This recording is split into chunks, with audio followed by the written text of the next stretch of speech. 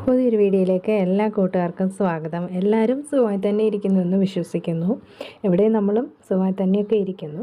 അപ്പോൾ ഇപ്പം നല്ല ചൂടൊക്കെ തുടങ്ങിയിട്ടുണ്ട്. ഈ കൊല്ലം എനിക്ക് തോന്നുന്നു നേരത്തെയാണ് ചൂട് തുടങ്ങിയതെന്ന് തോന്നുന്നു. വെയിലൊക്കെ നല്ലതായിട്ട് ഇപ്പോൾ ഉണ്ട്.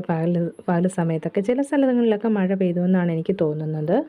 ഇന്നത്തെ നമ്മുടെ വിശേഷങ്ങൾ സാറ്റർഡേ ദിവസത്തെ കുറച്ച് വിശേഷങ്ങളാണ്. അപ്പം നമുക്ക് ഇന്നത്തെ കാഴ്ചകളിലേക്ക് പോകാം. അപ്പോൾ ഇന്ന് ഉച്ചക്കത്തേക്കുള്ള കറികളാണ് ഇവിടെ റെഡി ആയിക്കൊണ്ടിരിക്കുന്നത്. നമ്മൾ ഏത്തയ്ക്കായും ചെറുപയറും കൂടി ഒരു എരിശ്ശേരി വെക്കുന്നുണ്ട്. പിന്നെ പാവയ്ക്ക അതാ ഉപ്പി പറ്റിച്ച് വെച്ചിട്ടുണ്ട് മെഴുക്കുരട്ടിക്ക്. കുറച്ച് മീൻ കറി ഇരിപ്പുണ്ട്. അപ്പം നമുക്കിന്ന് ഉച്ചക്കത്തേക്ക് അത്രയൊക്കെ മതി. ചോറും കുറച്ചിരിപ്പുണ്ട് തിളപ്പിച്ചെടുക്കാൻ. അപ്പം നമുക്ക് കുറച്ച് പച്ച കപ്പ കിട്ടിയിട്ടുണ്ടായിരുന്നു. ആ പച്ച കപ്പ അപ്പോൾ നമ്മൾ വീട്ടിൽ പുഴുങ്ങാനും വേവിക്കാനും ഒക്കെ എടുത്തതിൻ്റെ ബാക്കി കുറച്ചധികം വന്നപ്പോൾ ഇതുപോലെ ഉണക്കാൻ വേണ്ടിയിട്ട് പച്ച ഉണങ്ങാൻ വേണ്ടിയിട്ട് അരിഞ്ഞ് വെച്ചിരിക്കുകയാണ് അമ്മ. ഇനിയും വെയിലത്ത് ഇടണം. കഴുകി വാരി വെള്ളമൊന്നും പോകാൻ വേണ്ടി വെച്ചിരിക്കുക.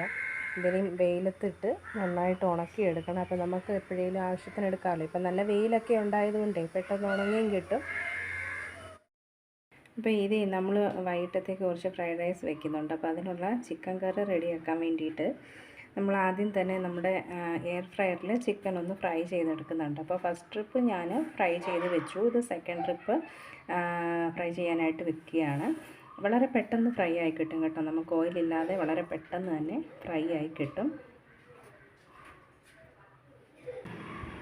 ഇത് നമ്മൾ വെച്ച് കൊടുത്തിരിക്കുന്നത് 180 ഡിഗ്രിയിൽ 15 മിനിറ്റാണ് വെച്ച് കൊടുത്തത്. 15 മിനിറ്റ് കൊണ്ട് തന്നെ കറക്റ്റ് ഫ്രൈ ആയി കിട്ടും. പിന്നെ ഒരു 6-7 മിനിറ്റ് ആകുമ്പോൾ നമ്മൾ ഒന്ന് ഓപ്പൺ ചെയ്തിട്ട് ഒന്ന് തിരിച്ചുകൂടി വെക്കുകയാണെങ്കിൽ കറക്റ്റ് നമ്മൾ എണ്ണയിലൊക്കെ വറുത്തെടുക്കുന്ന പോലെ തന്നെ കിട്ടും. അപ്പോൾ ഇപ്പോൾ എല്ലാം ഉണങ്ങാനുള്ളൊക്കെ ഒരു നല്ല ടൈമാണ്, വെയിലൊക്കെ ഉള്ളത് കാരണം. അപ്പോൾ നമ്മുടെ ഇവിടെ കുറച്ച് കുരുമുളക് ഉണ്ടായിരുന്നു. കുരുമുളക് പറിച്ചതെല്ലാം ഉണങ്ങാനായിട്ട് ഇട്ടിട്ടുണ്ട്.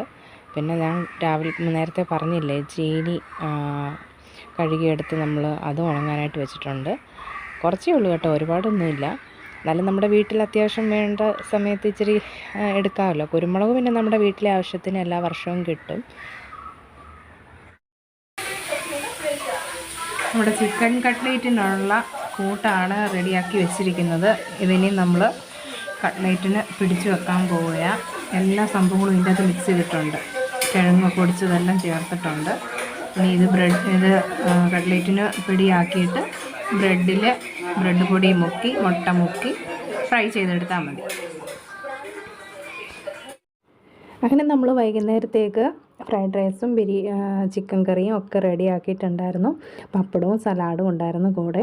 നല്ല സൂപ്പർ ഫ്രൈഡ് റൈസും ചിക്കൻ കറിയും ആയിരുന്നു കേട്ടോ. അപ്പോൾ എല്ലാവരും 9 മണിയൊക്കെ ആയപ്പോഴാണ് നമ്മളിവിടെ കഴിക്കുന്നത് വൈകുന്നേരത്ത്. നല്ല ടേസ്റ്റി ആയിട്ടുള്ള കറിയൊക്കെ കുറച്ചധികം ഉണ്ടായിരുന്നു. അപ്പോൾ പിറ്റേ ദിവസത്തെ കൂടെ കറി ബാലൻസ് ഉണ്ട്.